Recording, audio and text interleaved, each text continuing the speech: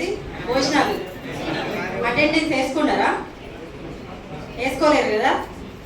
ఇలా మీరు అందరు ఇక్కడికి వచ్చిన వాళ్ళు అందరూ మంచిగా బరాబర్ పనిచేస్తున్నారా? మరి ఎవరు తప్పిస్తలేరు కదా. ఏ వాటికి వెళ్ళినా కూడా మీరు ఎక్కడ పడితే అక్కడ చెత్త పడేయద్దు.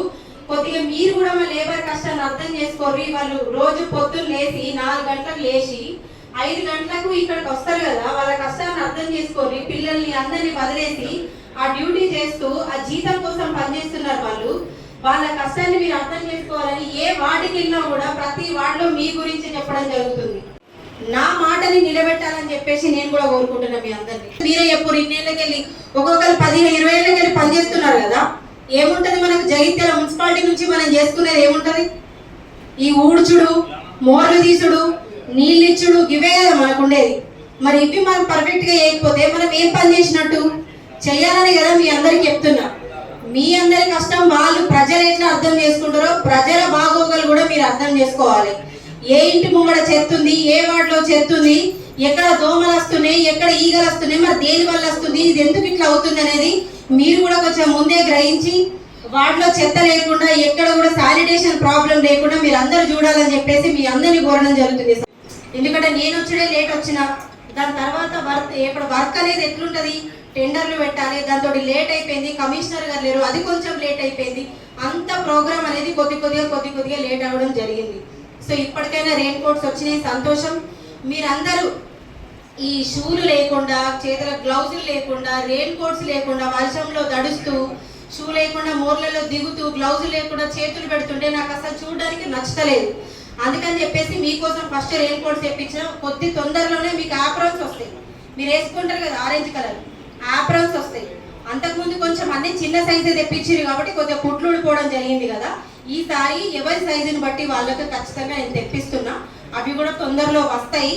గ్లౌజులు, షూస్, ఆప్రాన్స్ ఖచ్చితంగా వేసుకోవాల్సిందే. వర్షాలు పడ్డప్పుడు ఎవరు కూడా రెయిన్ కోట్ మంచిగా ఉంది కదా ఇంట్లో పెట్టేద్దాం బయటికి తీసుకొస్తే ఖరాబ్ అవుతుందని మాత్రం ఎవరు అనుకోవద్దు. అర్థమవుతుందా అమ్మ? నవ్వుడు కాదు. అందరూ రెయిన్ కోట్లు వేసుకొనే పని చేయాలి. ఎందుకంటే మీ బాగోగులు చూసుకోవడానికి మేము ఉన్నాం ఇక్కడ. మీరు ప్రజల బాగోగులు మీరు చూసుకున్నప్పుడు మీకోసం మేము ఉన్నాం ఇక్కడ, మీకోసం కష్టపడడానికి. అందుకని మీరు కూడా రెయిన్ కోట్స్ వేసుకొనే మీరు వర్షం వచ్చినప్పుడు కష్టంగా పెట్టి మీరు రెయిన్ కోట్ తీసుకొనే రండి. వర్షం వస్తే వేసుకోండి, లేకపోతే నార్మల్గా పనిచేయండి.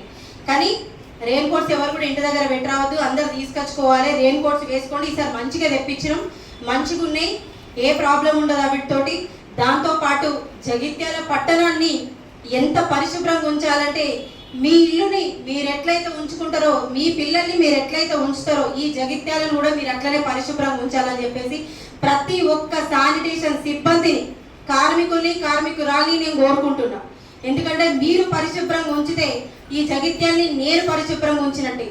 మీ చేతుల్లో మాత్రమే ఉంది జగిత్యాల పరిశుభ్రత అనేది మీ చేతుల్లో మాత్రమే ఉంది. కాబట్టి మీరందరూ నా వాళ్ళు కాబట్టి, నా అక్కలు, నా అన్నలు కాబట్టి, నా చెల్లెళ్ళు, నా తల్లులు కాబట్టి మీ అందరికీ నేను చెప్తున్నా.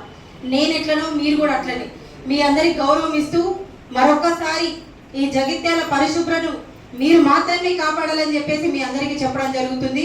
మీరందరూ కాపాడతారనే నమ్మకం కూడా నాకున్నది. మరి గౌరవాన్ని నేను మీకు ఇస్తున్నాను కాబట్టి అదే గౌరవం తిరిగి మీరు నాకు ఇస్తారని చెప్పేసి నమ్మకంతో మరి ముగించడం జరుగుతుంది.